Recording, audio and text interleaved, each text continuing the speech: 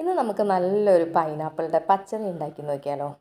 അപ്പം മധുരപ്പച്ചടി എന്നൊക്കെ നമ്മൾ സദ്യകൾക്കൊക്കെ പറയുന്ന ഒരു പച്ചടിയാണ് കേട്ടോ അത്. അപ്പം നമ്മൾ സാധാരണ നമ്മുടെ വീട്ടിലൊക്കെ പച്ചടി ഉണ്ടാക്കാറുണ്ട്. പക്ഷേ ഈ ഒരു പച്ചടി നിങ്ങൾ ഇതുവരെ കഴിച്ചിട്ടില്ലാത്ത വളരെ രുചികരമായിട്ടുള്ള സദ്യകളിലെ ഒരു മധുരപ്പച്ചടിയാണ് കേട്ടോ. ഈ ഒരു പച്ചടിയുടെ പ്രത്യേകത, നമ്മൾ സാധാരണ പൈനാപ്പിൾ അരിഞ്ഞിട്ടാണ് പച്ചടി ഉണ്ടാക്കാറ്. പക്ഷേ ഇതിൽ നമ്മളൊരു സ്പെഷ്യൽ ഇൻഗ്രീഡിയൻറ്റ് ആഡ് ചെയ്യും.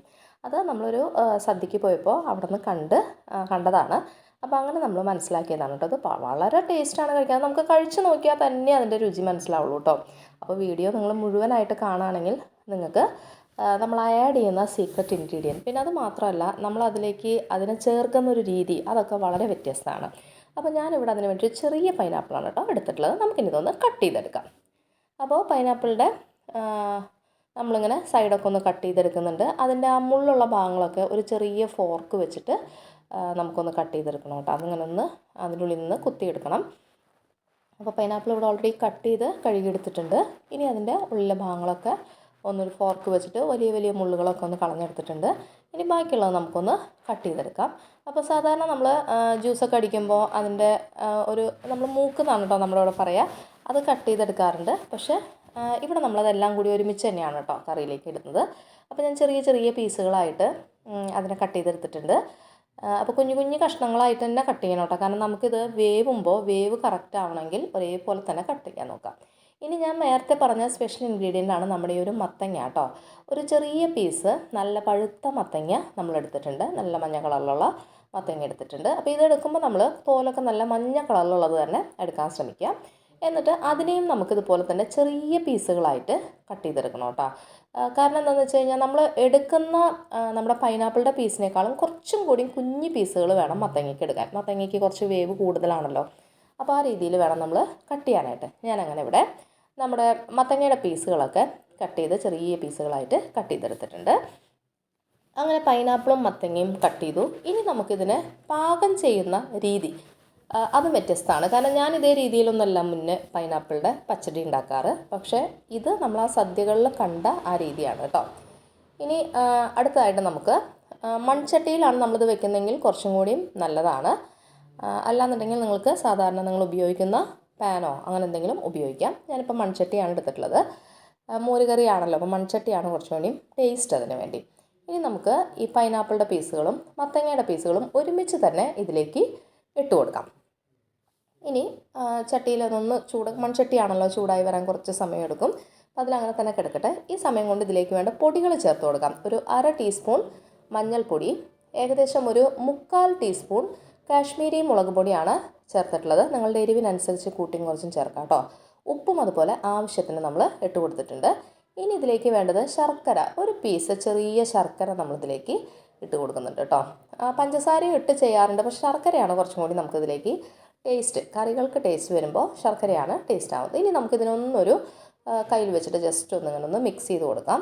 എല്ലാ മസാലകളും എല്ലാ ഭാഗത്തേക്കും എത്തുന്ന രീതിയിൽ മിക്സ് ചെയ്യാം. ഇനി അടുത്തായിട്ട് ഇതിലേക്ക് ഒരു 1/4 ഗ്ലാസ് തിളപ്പിച്ച് ആറിയ വെള്ളം തന്നെ ഒഴിച്ചു കൊടുക്കാം. പച്ചവെള്ളം ഒഴിക്കരുത്, തിളപ്പിച്ചാറിയ വെള്ളം ഞാനൊരു 1/4 ഗ്ലാസ് ഇതിലേക്ക് ഒഴിച്ചിട്ടുണ്ട്.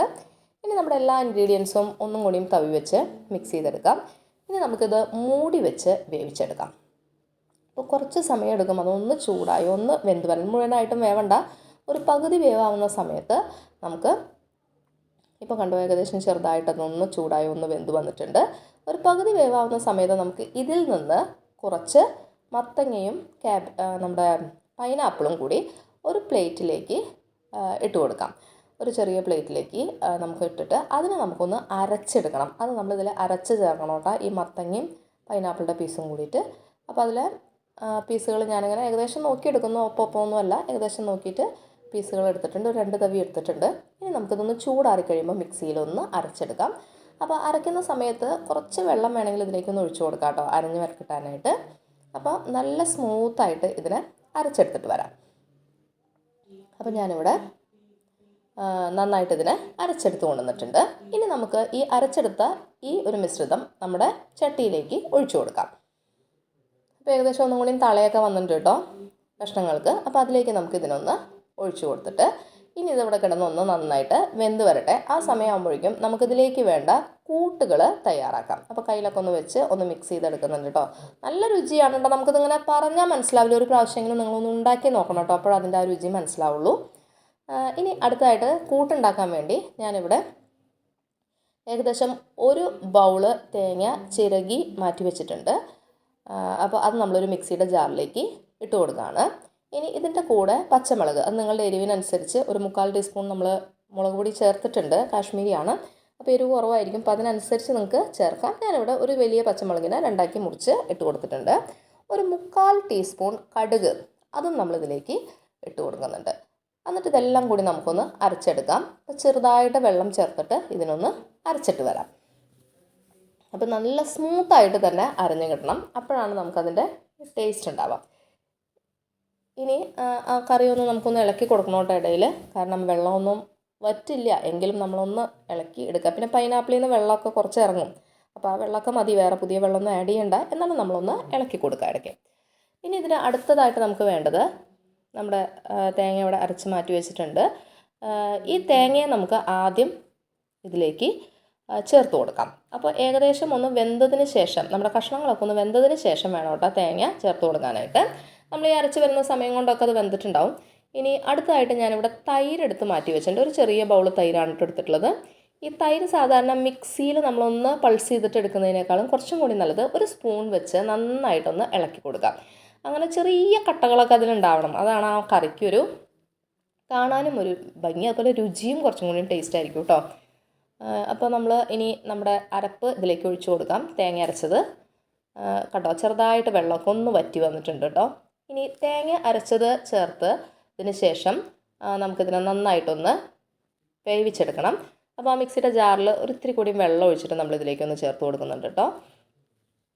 ഇനി എല്ലാം ഒന്ന് നന്നായിട്ട് ഒന്ന് മിക്സായി ഒന്ന് തിളച്ച് നന്നായിട്ട് വരട്ടെ. ഇങ്ങനെയാണ് ഇതിന് വേവേണ്ടത്. ഇനി നമ്മൾ ലാസ്റ്റ് ഇതിലേക്ക് തൈര് ആഡ് ചെയ്യും. തൈര് ആഡ് ചെയ്താൽ പിന്നെ നമുക്കിതിനെ വേവിക്കാൻ പറ്റില്ല. അപ്പോൾ അതുകൊണ്ട് ഇതെല്ലാം മുഴുവനായിട്ട് വെന്തു എന്ന് ഉറപ്പായതിന് ശേഷവും ഈ നാളികേരത്തിൻ്റെ മിശ്രിതം ഇതിലെല്ലായിടത്തും ചേർന്ന് ആ കറിയുടെ രുചി വന്നതിന് ശേഷം മാത്രമാണ് ഇതിനെ നമ്മളൊന്ന് ഓഫ് ചെയ്യേണ്ടത്. അപ്പോൾ തീ കുറച്ചിട്ടിട്ട് വേണം ഇത് ചെയ്തെടുക്കാനായിട്ട്. അപ്പോൾ അടുത്തതായിട്ട് ഞാൻ നേരത്തെ പറഞ്ഞ തൈര് ഞാനിവിടെ നമ്മുടെ സ്പൂണൊക്കെ വെച്ചിട്ട് നന്നായിട്ട് അടിച്ചെടുത്ത് മാറ്റി വെച്ചിട്ടുണ്ട്. അപ്പോൾ വീണ്ടും ഒന്ന് സ്പൂൺ വെച്ചിട്ട് നമ്മളതിനെ ഇടയ്ക്കിടയ്ക്ക് ഒന്ന് അടിച്ച് നല്ല സ്മൂത്താക്കിയിട്ട് എടുക്കണം കേട്ടോ. അപ്പോൾ നോക്കിയാൽ കറിയൊക്കെ ഏകദേശം ഒന്ന് വറ്റി തുടങ്ങിയിട്ടുണ്ട് കേട്ടോ. ആ നാളികേരത്തിൻ്റെ അരപ്പിൻ്റെ ആ പച്ചമണമൊക്കെ പോയി അത് ഏകദേശം ഒന്ന് ഇതായിട്ടുണ്ട്. ഇനി നമുക്ക് തൈര് ഇതിലേക്ക് ചേർത്ത് കൊടുക്കാം. അപ്പോൾ തൈര് ഞാനിതാ ഒരു ബൗള് ചേർത്തിട്ടുണ്ട്. നിങ്ങൾക്ക് തൈര് വേണമെങ്കിൽ കുറച്ച് കൂടുതലോ കുറവോ നിങ്ങളുടെ അളവിനനുസരിച്ചിട്ട് ചേർക്കുകയൊക്കെ ചെയ്യാം. അതിനൊന്നും കുഴപ്പമില്ല.